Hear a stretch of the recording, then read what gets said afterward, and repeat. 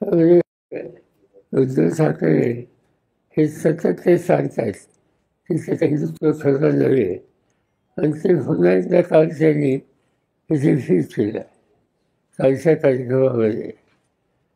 काल दोघांनी जे कार्यक्रम घेतले ते बाळासाहेब ठाकरेंचं स्मरण करते आणि बाळासाहेब ठाकरेंचा स्मरण करण्याचा अधिकार आपला आहे असं दोघांनाही वाटतं आणि त्याची प्रचिती काल आपण पाहिली. पण लोकांची उपस्थिती पाहिली तर उद्धव ठाकरेंच्या सभेला उपस्थिती अधिक होती असं प्राथमिकदृष्ट्या दिसतं.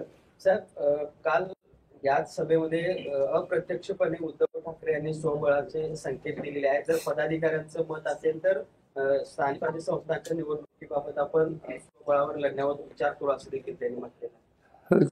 त्यांनी याच्या आधी तसं मत मांडलं होतं 2 दिवसापूर्वी.